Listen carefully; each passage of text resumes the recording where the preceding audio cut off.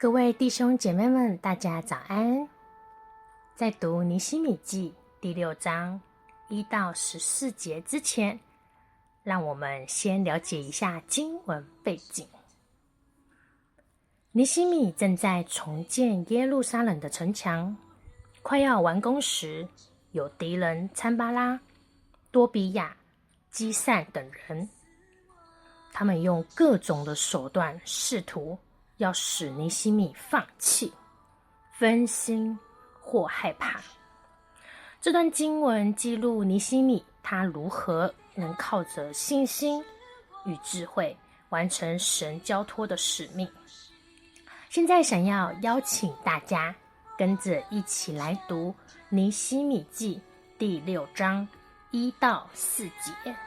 第1节，参巴拉、多比亚、基散和其他仇敌听说我们已经修完城墙，连一个缺口也不剩。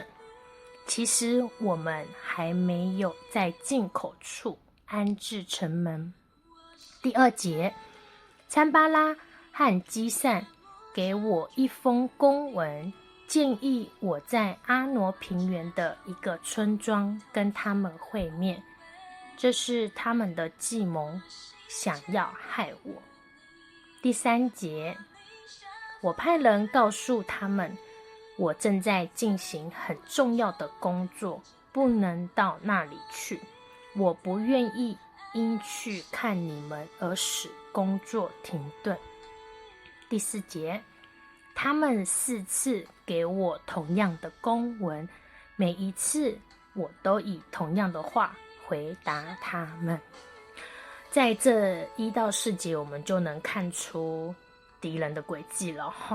我们看到了参巴拉，还有多比亚、基散等人，他们假意邀请尼希米见面，但实际上是想要害他。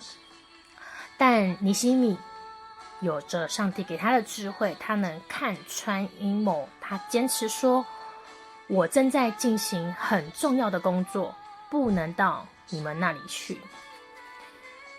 这也提醒我们，特别当我们在服事的时候，魔鬼常常会用分心、诱惑或人的压力，使我们离开正轨。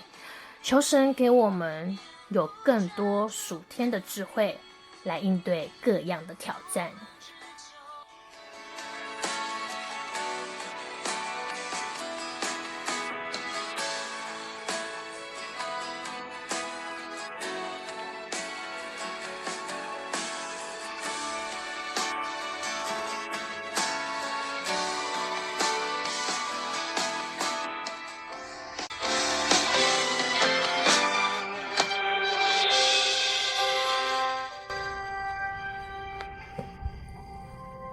接着我们再一起来读尼希米记第6章5到9节。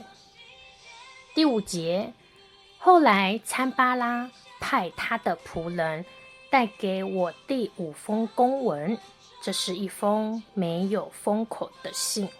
信上说，基散告诉我，附近居民谣传着这样的风声，说你和犹太人想要造反，所以你们在重建城墙。他还说你想自己做王，并且已经安排了一些先知在耶路撒冷宣告你是犹大的王。皇上一定会听到这事，因此我建议你来跟我会面，大家商量商量。我回复他，你所说的都不是事实，是你自己捏造出来的。他们想要恐吓我们，使工作停顿。我祈祷说，上帝啊，求你使我坚强。哇，接下来敌人开始散布假消息了。他们要诬陷尼希米，要称王叛变。尼希米拒绝解释太多，他只祷告跟神说：神啊，求你坚固我的手。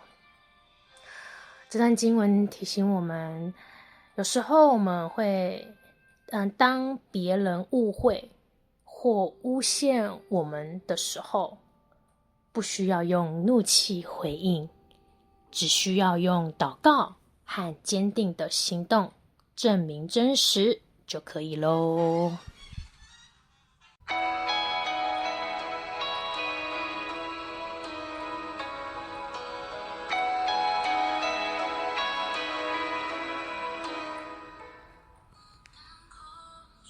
最后，我们一起来读尼希米记第6章10到14节。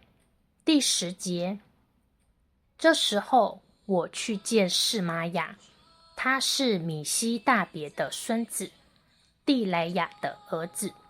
他因是不能够离开他的房子，他对我说：你我必须躲藏在圣殿的圣所，锁上门，因为他们要来杀你，他们要在夜间来杀你。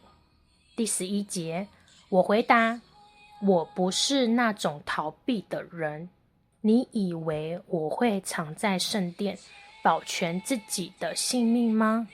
我不去。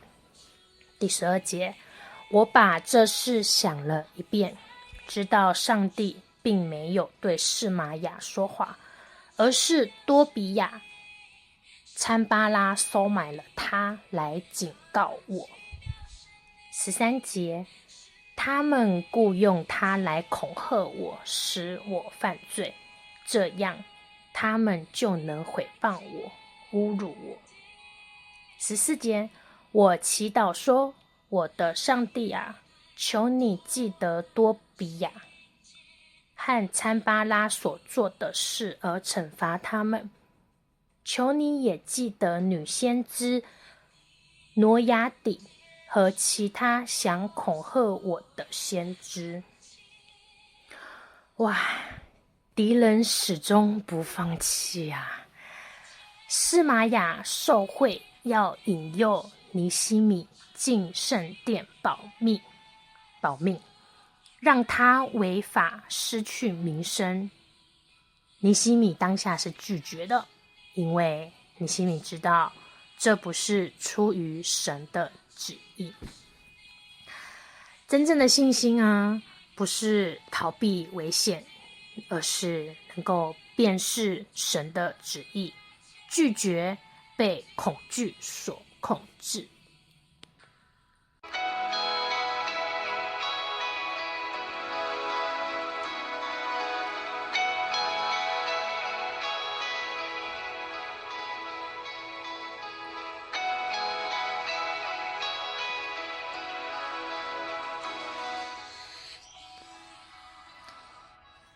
接下来我们进入到默想的部分咯。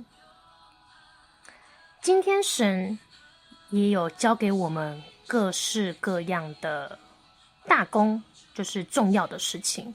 这些事有可能是家庭的，有可能是服侍的、职场的、代祷的、陪伴他人等等的事情。我们可以思考有哪些事情，但我们这些事情啊，都不能被其他的琐事或者是恐惧拉走了焦点。在刚刚的经文其中有一段是说：神啊，求你坚固我的手。